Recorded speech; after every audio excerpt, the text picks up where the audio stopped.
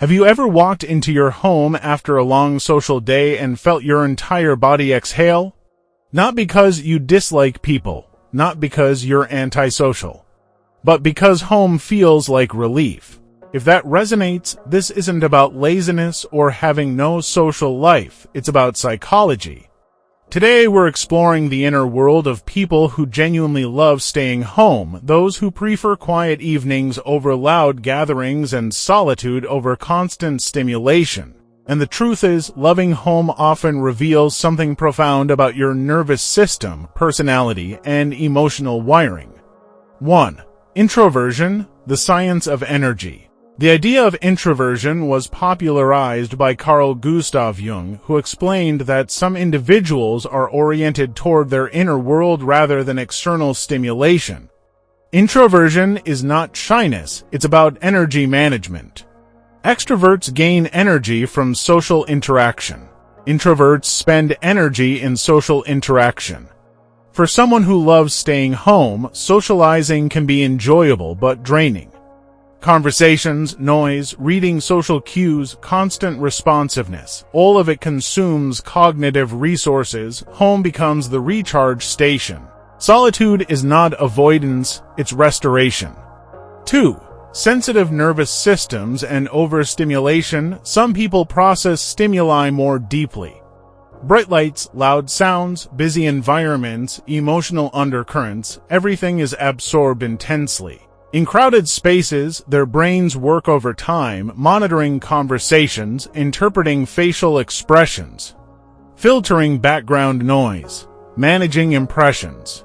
At home, stimulation drops dramatically. The environment is predictable. The senses can relax. The nervous system shifts from alert mode to recovery mode. For these individuals, staying home isn't boring, it's neurologically soothing. 3.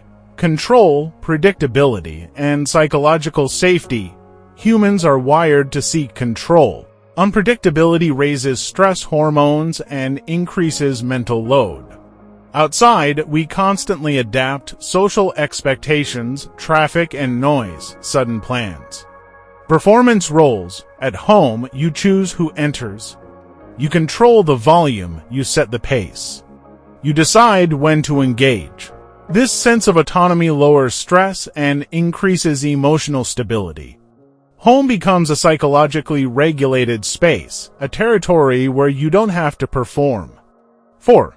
Rich inner worlds and deep thinking. People who love staying home often have rich internal landscapes. They reflect deeply, imagine vividly, and process experiences thoroughly. When external noise decreases, internal clarity increases. Many creative minds thrived in solitude.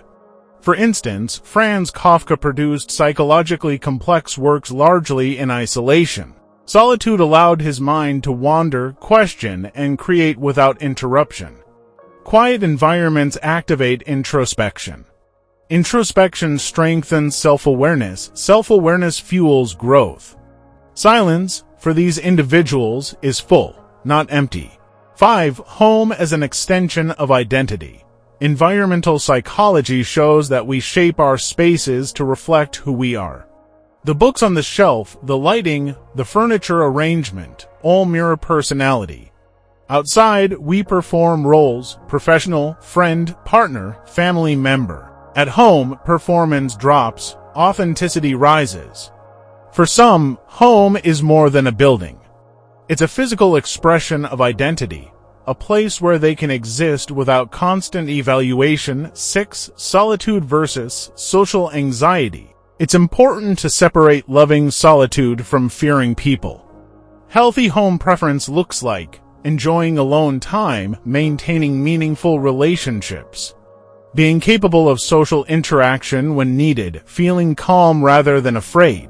Social anxiety, however, involves anticipatory fear, avoidance driven by distress, and intense worrying about judgment.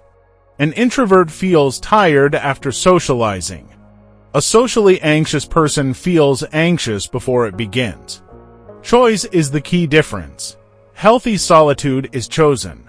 Anxiety-driven isolation feels compulsory. 7. Selective but deep connections. Those who prefer staying home often value depth over breadth in relationships. Small talk can feel draining because it lacks emotional substance. They may prefer one-on-one conversations, intellectual discussions, emotional intimacy. This isn't social deficiency, it's selective engagement. Quality over quantity defines their social world. 8. Lessons from the pandemic. During COVID-19, people were forced to stay home. Reactions varied. Some felt trapped. Others felt unexpectedly calm. For certain individuals, the slower pace revealed something important. They functioned better without constant social demands. They felt less stressed without commuting. They enjoyed building routines aligned with their natural rhythm. The experience didn't create their preference, it clarified it. 9. The cultural bias toward busyness. Modern culture glorifies visibility, networking, and constant activity. Extroversion is often rewarded, but personality is not a competition. Home-loving individuals often bring strengths such as thoughtfulness, emotional depth, creativity, strong boundaries, self-sufficiency. They may not dominate crowded rooms, but they often master quiet ones. 10. When staying home becomes unhealthy. Balance still matters if staying home leads to persistent loneliness, fear of the outside world, missed growth opportunities, depressive withdrawal. Then it may signal something deeper. Healthy solitude feels nourishing. Unhealthy isolation feels shrinking. The difference lies in whether staying home expands you or limits you. Loving to stay home does not mean you are missing life. For many people, life feels richer in calm environments. Home can be a recovery space for the nervous system, a sanctuary for authenticity, a creative laboratory, a place of autonomy. If you've ever felt guilty for choosing a quiet evening over a loud night out, understand this. Your preference may be rooted in temperament, biology, and psychological design. Some people shine in crowds. Others think, create, and grow in quiet rooms, and both are necessary.